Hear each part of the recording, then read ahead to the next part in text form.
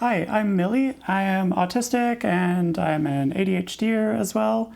And on this channel, I talk about neurodiversity and my experiences with being neurodivergent. And today I wanted to talk about meltdowns and shutdowns and my experience of those things and kind of what can help in those situations as well.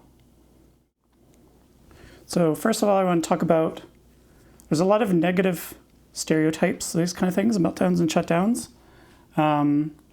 Especially being an adult, like people view these behaviors as something that's being done purposefully or in a manipulative way, but that's not it at all. So meltdown is not a temper tantrum, for instance. It's not a manipulation to get, like a temper tantrum is a manipulation to get something you want, but a meltdown is an involuntary reaction, like runaway reaction to an overwhelming amount of stress. It's not something that can be done by choice. And similarly, a shutdown is not me or somebody else experiencing it being tired or being lazy or purposely ignoring you or giving you the silent treatment or anything like that. Because again, it's not something I choose to happen. It's not something I do to be manipulative. It's not something I have a choice over. Again, it's just a stress reaction, essentially. And not only is it not manipulative, but it's a state where I'm very vulnerable. That's when I need the most patience and care and compassion and not to be shamed or bullied, which unfortunately does happen sometimes, even from adults who really should know better. But I'm hoping it's just because they don't have that education or experience. So that's why this kind of video hopefully helps with this kind of understanding of these situations. So what are some causes of meltdowns and shutdowns? It's basically simply like stressful events, like this buildup of stress. And that's when we end up reaching overload and panic. And so it's a panic and trauma response. So if you know about trauma response, that's where you get those things like fight, flight, freeze, or fawn. That's the four that I know of. And yeah, to me, meltdown is sort of, you can get blends of all of those things, but to me, meltdown is kind of a trauma response that's most close to fight, and then a shutdown is maybe more like a freeze response.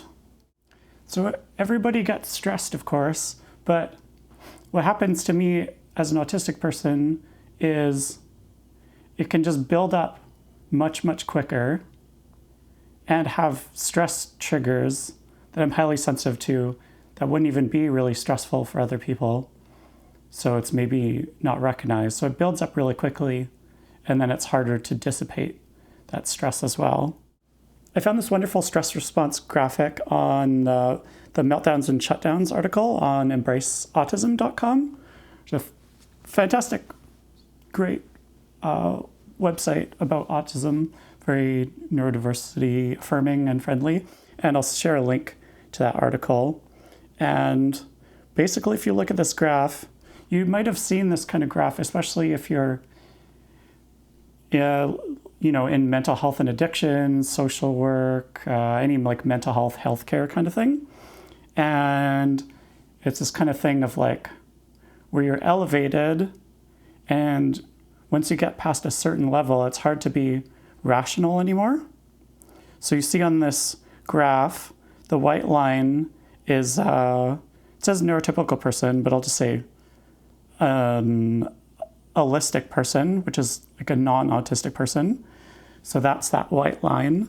And the blue band at the bottom is maybe where you can have a more rational response to a stressful situation. And then getting into that middle blue part where the peak is for the white line, that's where you're so stressed out that, and everybody's experienced this, right? You just have been made so stressed that you're then, you can't listen to rational arguments or reasoning, and you can't make rational arguments or reasoning yourself. And maybe you end up raising your voice or crying or, that kind of thing. And then, so you have to recover from that. And then that's the end of that white line. So back into your normal state again. And then above that is the blue line. So that's the person with autism. So we're already at like a higher elevated level of stress all the time. And then it builds up. And then it gets into that top, that red portion. So it's like around at the same time. But then rather than naturally dissipating, it might turn into a meltdown. And then you get that extra escalation. And it doesn't continue the graph from there, but it would be kind of like meltdown and then coming down from there. So some of these sources of stress that cause a meltdown or shutdown can be external. So things like sensory overload. So for me, that means, I've very sensitive to temperature. So I get too hot or too cold. I have a lot of audio sensitivity, certain types of sounds. So I have misophonia, so especially like mouth sounds, that kind of thing. Sounds that sound dry to me. That's how I perceive it.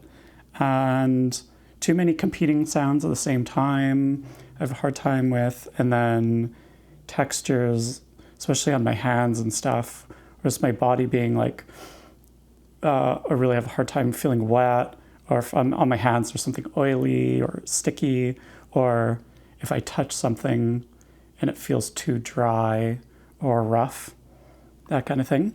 So this is a few like small examples. Things like unexpected changes, so things like plans canceled on short notice, and social overload is another one. So seeing too many people in a short amount of time, or too many people all at once. Too many demands, obligations can be as well. So it's kind of like having way too many competing tasks all at the same time. And then it gets back to executive functioning, where it's an executive function to be able to choose what's most important. And yeah, so if I have a bunch of things all at once that I need to do, and I don't know which is most important, and I can just keep going around in circles, and that can really just lock everything up in my head and cause a lot of stress. Yeah, so each of those things on its own could be a lot of stress, but then if you just have a day when they're all happening at the same time, and it can be internal things happening at the same time as those external stressors. So a huge one for me, and I think a lot of autistic people, is feeling like an injustice is being done to me or someone else as well. So it makes me have a hard time even just sometimes reading the news or seeing on social media and stuff, even to the point where it seems sometimes like maybe I don't care about something, but I just get so stressed about any thing I perceive as injustice, whether it be to myself or somebody else. And then it's things like just this internal shame, things of shame or guilt or inadequacy. And those are all kind of internalized ableism kind of things, like because of society making me feel like like I'm not an adult, or like I'm a burden, you know?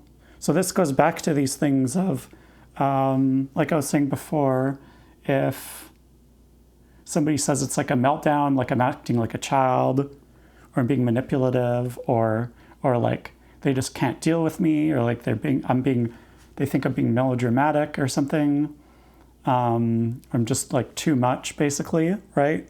So then I feel like I'm a burden, and then kind of feelings like I can't do as much as other people, like particularly non-autistic people, like comparing myself, you know, having a disability and comparing myself to people that don't, and what I can and can't do, that kind of thing. So that can really build up internalized stress that can become runaway as well.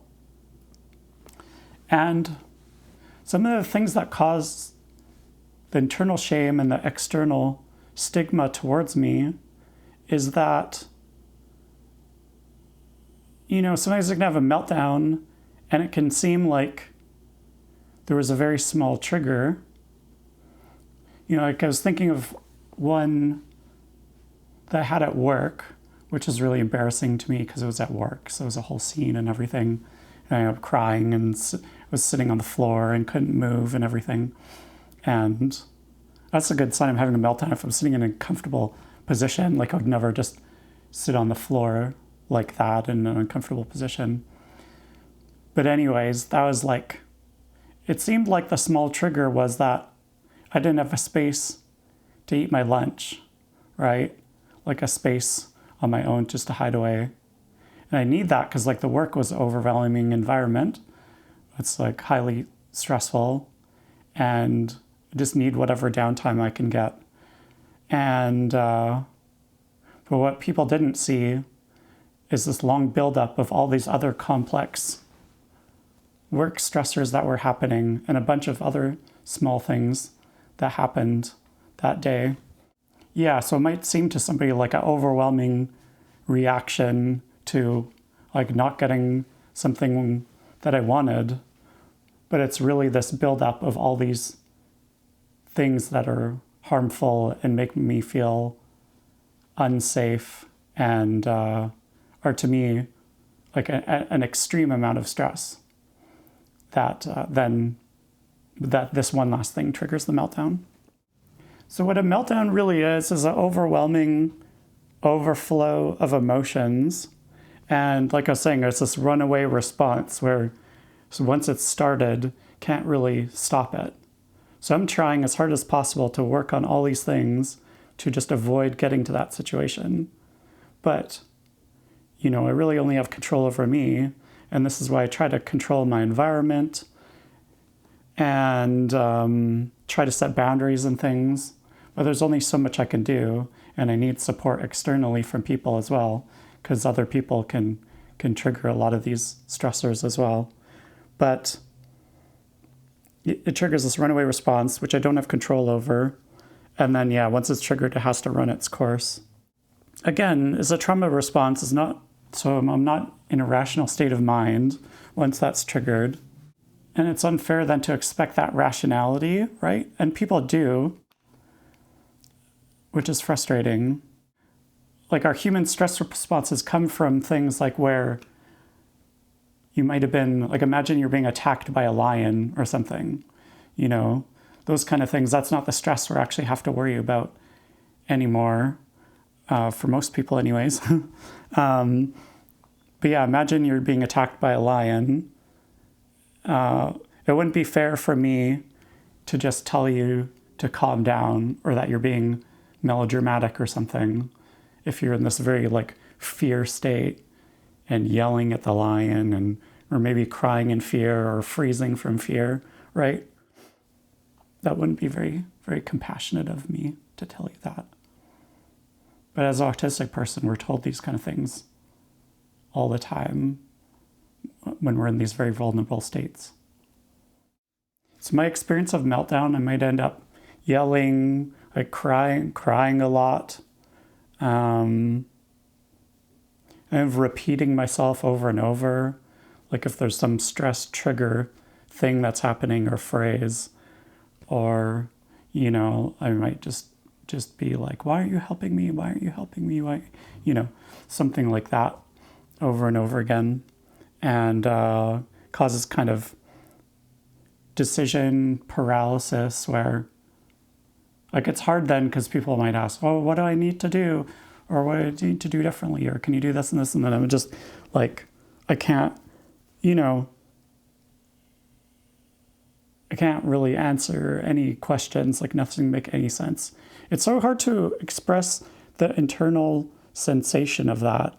It's just like, there's extreme noise in my head and like all my other senses end up being turned off and it's just so loud. And I don't know. It's just like physically, it's painful. It's like painful in my gut. And and loud and like painful in my head. That's like in extreme situations. It makes me want to hit myself in the head, which I have done on occasion. And I don't know. It's really, really, really scary thing. There's different degrees of it too, right? So some people might end up doing more or less like those kind of harmful things, like hitting their head, maybe.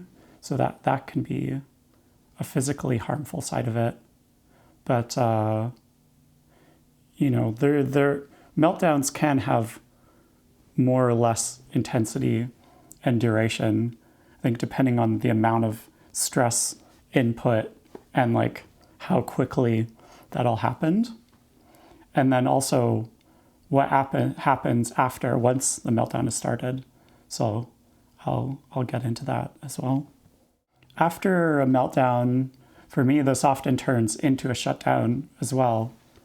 So shutdowns for me can happen a lot on their own, but I'll always have a shutdown after a meltdown. Like, it's just so physically exhausting. Like, your whole body's been through it.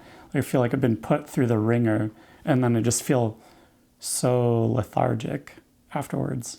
Like, if it's a really big meltdown, it can take 2 or 3 days to recover from that shutdown period afterwards. So shutdowns then, again, they can happen on their own. And to me, they do a lot. Like, I experience a lot more shutdowns than I do meltdowns. And that can be variable. Like, I've heard from people, some people experience many more meltdowns than shutdowns, vice versa. So that's pretty individual. I experience a lot more shutdowns. And they're kind of an opposite of a meltdown in a way. Like, instead of like an outward kind of explosion, it's more like a retreating inward or away, like really like shutting down, like, And like a meltdown, there's I think there's, to me, more levels of shutdown, like a lot more subtlety. And it makes it a lot harder to notice because it's not this outward and loud thing. It's like inward and still. So it takes a lot more for people to notice, I think. So shutdowns can really develop too, and proceed from being kind of minor to being a lot more intense. And I become increasingly more vulnerable the worse a shutdown is, so that can end up putting me in kind of a crisis or dangerous situation. I'll show here, I made this chart. I was in conjunction with, I was working with my occupational therapist, and we were working together to figure out, for me, like the phases, came up with these phases of a shutdown. And so together we came up with a scale, and then I made this chart. And I'll post this chart for anybody to use. Just know it's based on my own experiences. So I'm not an expert in these things, just, this is my own experience. But if you relate to that, you can use it or make a similar chart of your own. And I'll link that to use. But just know it's like, I'm going to continuously be working on it. So I might add or remove things down the line. So I showed that increasing severity. And then So it's a lot of complex symptoms, right? So one is nothing, like no shutdown.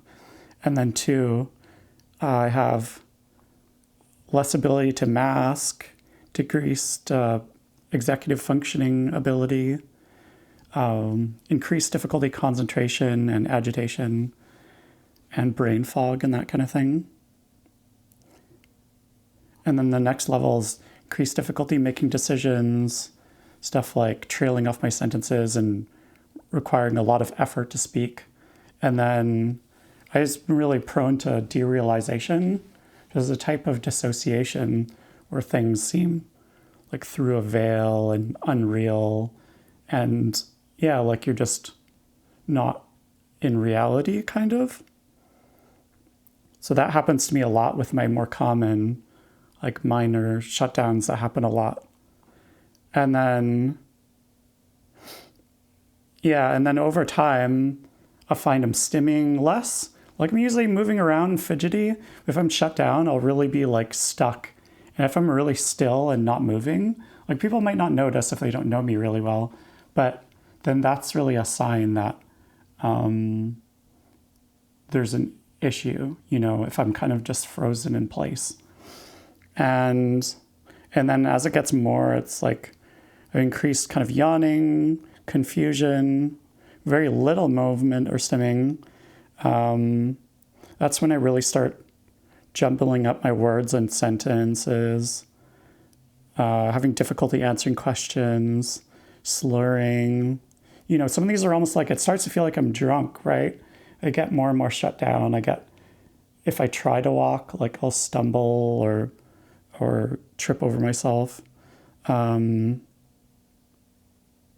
that looking at one kind of spot, like just get the far off stare and like fixated on one point. That's really happens to me a lot if it's like a more intense shutdown, especially the ones after a meltdown. And then kind of at the most intense level, it's like I'm totally unable to speak, can't make decisions, feel like I'm frozen, stuck, feeling very alone, like everybody's far away, can't answer questions, exhausted, like really averse to being touched, and a distorted sense of time as well. And so I might not notice how much time is passing and might not notice how much time I'm spending in a really uncomfortable position as well. So then when I get out of it, I'm like, oh my gosh, I can't believe I was sitting on my legs weird and now they're really hurt or they've fallen asleep or something. So now what kind of the things that help, and this is really for meltdowns and shutdowns, but I need people to really reduce verbal communication if they can. But especially for me, like for both of these things, then I have a hard time talking at all or communicating clearly. So then I might switch to AAC, so my text-to-speech. And if people can avoid asking me complex questions, or really questions at all, ideally, would be good. But if you have to ask questions, stick to yes or no. But directive support is even better. So somebody has to know kind of what my needs and stress triggers are. But I'm working with my OT, we're making a need for myself, and this would be different for each person, but it's a flow chart for the person to follow, for me to follow, but a person to help me work through. Because I'm in a vulnerable state, it'd be hard for me to have any initiative to kind of help myself in those situations. So somebody would go these things through this flow chart, and the goal is to reduce or eliminate the current triggers. So first of all those things I said before, like the heat and the stress and noise and communication issues and injustice, try to stop those things. That's what'll make a meltdown and shutdown go on for a really long time if the triggers continue. And if people are around me and they're being not compassionate and impatient, then that's going to re-trigger my sense of shame and injustice and everything. So avoiding those things, reducing triggers, and helping to increase my comfort and making sure my basic needs are met. So it's going to be really hard in that state. It's like I already find it difficult to know if I'm thirsty or if I have to go to the bathroom sometimes. So especially in that state. So that directive might be just not like, if somebody asks me what I need, I might not know, even if they might be like, oh, do you need some water? Yes or no? Like I might not even be able to answer that. So maybe if they just put some water and a snack next to me, right, then I just have it right there. If the person makes sure I have my phone with me, like my AAC app turned on, so I have that ability to communicate. You know, if my something like a weighted stuffy or like my weighted blanket is around, I can grab that for me. So it depends on the environment as well, right? And to grab things like my sensory tools, like, you know, things like stim toys might help, or especially if it's a noisy environment, like my noise canceling headphones, that kind of thing. So again, reduce that sensory input, and the goal is to like be in a quiet, calm space because they just need to recover, basically. And then what I'd like to hear is the person to remind me that I'm not a bad person or a burden for having a meltdown or shutdown. So I think that's a nice thing to tell somebody who's going through this. But always find out beforehand what, if you're trying to help another person, like what really works for them and what they would want to hear and not want to hear, that kind of thing. And specific to shutdown, a lot of those things overlap, but shutdowns, just like keep in mind that it takes a lot longer to recover from. So I might need a lot of time on my own, and I might like block certain social media channels or something, or like say I'm not going to talk to people for a while, or, you know, so that requires me to have more time on my own. And then if it's after a meltdown, I just need people to recognize that that's not like the stress level is dissipated now and everything's fine because the meltdown, the more noticeable part, is over. This is like the shutdown is also a difficult and vulnerable and based on stress state. It's just going to take even longer to dissipate from, but I still need help in that situation as well. So if you're allistic, again, that means non-autistic, I hope this helps you understand what I'm going through during a meltdown and a shutdown, and helps you understand other neurodivergent people who experience these things as well. And I hope this helps you to support somebody you know who is autistic. And thank you so much if you're taking this time to learn these kind of things. Because yeah, again, so much often we're just shamed and that kind of thing instead, which just makes it worse. So thank you if you're watching this to really just try and help somebody. And yeah, again, find out what's, a lot of these things probably are generally applicable to a lot of people, but a lot of it, this is also specifically my experience and things I've read together. But, you know, ask the person you know, if you're close to them and they're comfortable talking about this kind of thing, that what might help them, and recognize, you know, it took me 40 years and almost 40 years now, and lots of support and reading and introspection to learn this much. So before I wouldn't even have known what helps myself either, even if somebody asked. So maybe they want to watch this video, or others like it as well. And yeah, see if you're watching this, do you experience shutdowns or meltdowns, and what helps you in these situations? I love reading people's comments if you feel up for sharing. I love learning from other people, and then I can incorporate that into future videos and my own knowledge as well. And I also have a donation link below, so if you're able, I'd really appreciate it. If any amount, if you can help support the channel financially.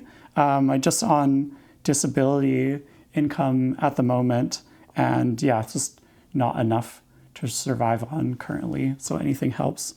But yeah, even just watching the video, I really appreciate. That helps a lot too. So thanks for taking the time to watch and taking the time to learn something about my experience of autism and ADHD. Thanks for watching. Bye.